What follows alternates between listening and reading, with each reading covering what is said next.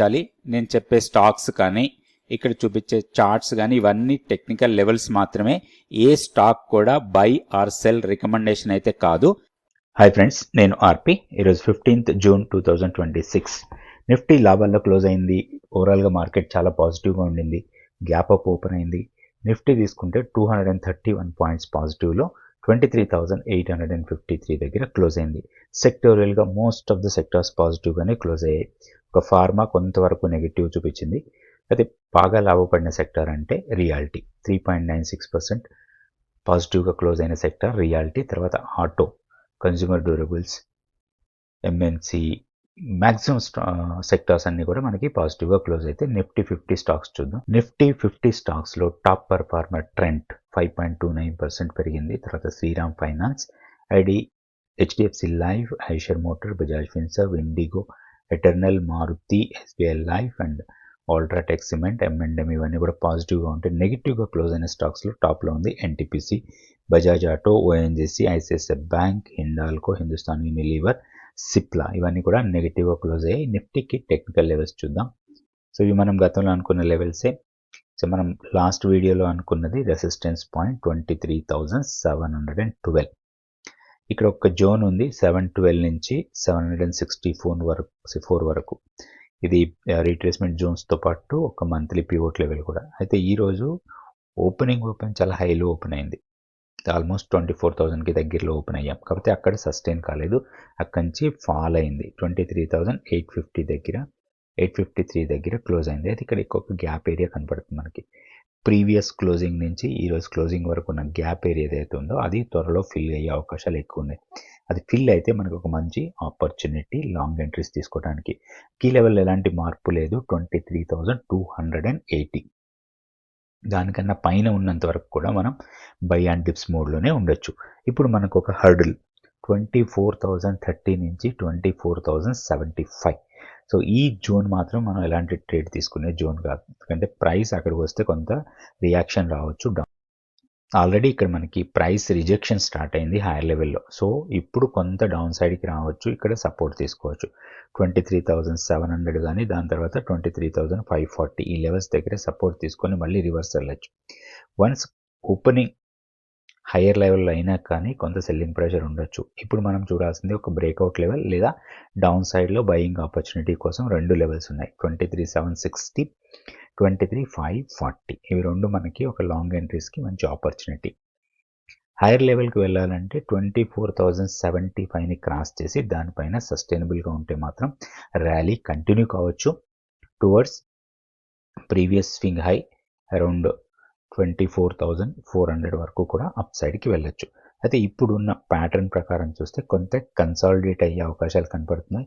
Lower లెవెల్లో 23,500, hire లెవెల్లో 24,100. So 600 points జోన్లో కొన్ని రోజులు కన్సాలిడేట్ అయ్యి అక్కడి నుంచి మూమెంటం తీసుకోవచ్చు నిఫ్టీ. నెక్స్ట్ బ్యాంక్ నిఫ్టీ చూద్దాం. సో బ్యాంక్ నిఫ్టీలో కూడా హైయర్ లెవెల్లో కొంత సెల్లింగ్ ప్రెషర్ వచ్చింది. క్లోజింగ్ వచ్చి ఇంపార్టెంట్ జోన్లో క్లోజ్ అయింది. 57,150 నుంచి 57,430 మనం నో ట్రేడ్ జోన్ అనుకున్నాం. అక్కడ కొంత రెసిస్టెన్స్ ఉండొచ్చు అని కూడా లాస్ట్ వీడియోలో మనం డిస్కస్ చేసాం. అయితే ఇప్పుడు ఈ గ్యాప్ ఫిల్ కావచ్చు.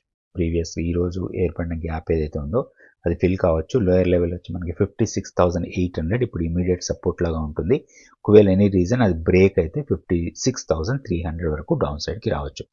వన్స్ మనకి సస్టైనబుల్గా 57,500 దగ్గర డే క్లోజ్ అయితే మాత్రం ఒక మూమెంటం మళ్ళీ స్ట్రాంగ్ ఉండొచ్చు. టువర్డ్స్ 59,000 వరకు వెళ్ళడానికి ఎక్కువ అవకాశాలు ఉన్నాయి. సో బ్యాంక్ నిఫ్టీలో స్ట్రెంగ్త్ ఉంది. ఏదైనా డిప్స్ ఇస్తే అది బయింగ్ ఆపర్చునిటీ లాగా తీసుకోవచ్చు. ఒక్కసారి కీ లెవెల్ చెక్ చేసుకుందాం. ప్రీవియస్గా మనం అనుకున్న కీ లెవెల్ 54,255.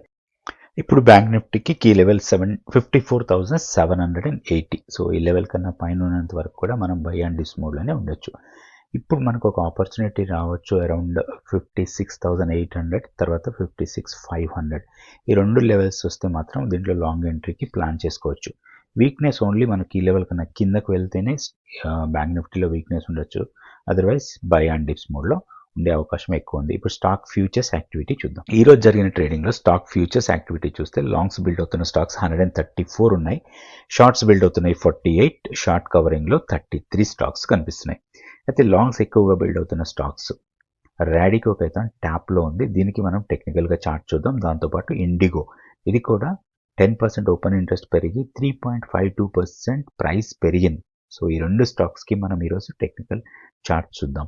అయితే లాంగ్స్ బిల్డ్ అవుతున్న స్టాక్స్లో ఇంకా బీపీసీఎల్, తర్వాత మోతిలాల్ ఓస్వాల్, పాలసీ బజార్, టాటా పవర్, సిమెన్స్, అపోలో, ఏవిఎల్ అపోలో ఇవన్నీ కూడా లాంగ్స్ బిల్డ్ అవుతున్న స్టాక్స్లో ఉన్నాయి. షార్ట్స్ బిల్డ్ అవుతున్న స్టాక్స్లో Cochin ship yard, Bajaj auto, ONGC, Nestle, Godfrey Philips, Hindustan Unilever ఉన్నాయి.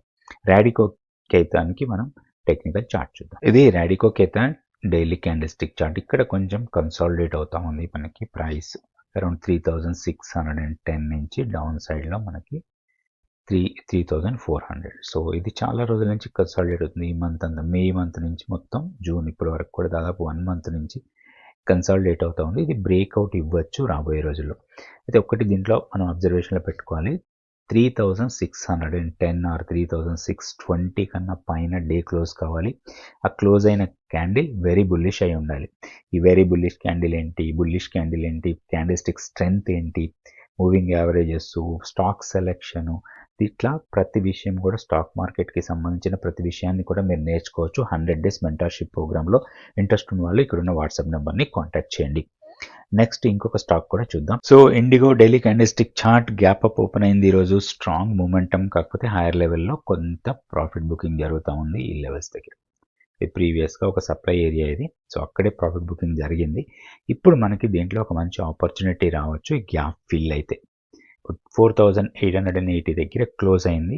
అండ్ మనకి మెయిన్గా ఏంటంటే క్రూడ్ ఆయిల్ ప్రైస్ బాగా తగ్గుతున్నాయి. కాబట్టి ఈ మూమెంట్ ఈ క్రూడ్ ఆయిల్ రిలేటెడ్ స్టాక్స్ ఏవైతే ఉన్నాయో, ఇండిగో కావచ్చు, పెయింట్ స్టాక్స్, టైర్ స్టాక్స్, వీటిల్లో కొంచెం పాజిటివ్ మూమెంటం వచ్చే అవకాశం ఉంది. దాంతోపాటుగా oil marketing companies, BPCL, HPCL ఇట్లాంటి కంపెనీస్లో స్ట్రాంగ్ మూమెంటం ఉండడానికి అవకాశాలు ఉన్నాయి. ఇప్పుడు మనం చూడాల్సింది దీంట్లో గ్యాప్ ఫిల్ కోసం చూడాలి. ఇప్పుడు కూడా ఏదైనా ఒక గ్యాప్ ఫామ్ అయితే ఆ గ్యాప్ ఫిల్ అయిన తర్వాత ప్రైస్ యాక్షన్ బట్టి మన ట్రేడ్ ప్లాన్ ఉండాలి. ఇప్పుడు లోయర్ లెవెల్లో ఆపర్చునిటీ వస్తే మాత్రం మనం లాంగ్ ఎంట్రీకి ప్లాన్ చేసుకోవచ్చు. ప్రీవియస్ స్వింగ్ లోని బ్రేక్ అయితేనే 4500 కన్నా కిందకి వెళ్తేనే దీంట్లో వీక్నెస్ రావచ్చు. అదర్వైజ్ 4950ని క్రాస్ అయితే మాత్రం 5200 వరకు అప్ సైడ్కి వెళ్ళొచ్చు. ఇట్లా ప్రాపర్గా లెవెల్స్ పెట్టుకొని ఆ లెవెల్స్ ప్రకారమే మనం ట్రేడ్ చేసుకోవాలి. Thank you so much for watching this video.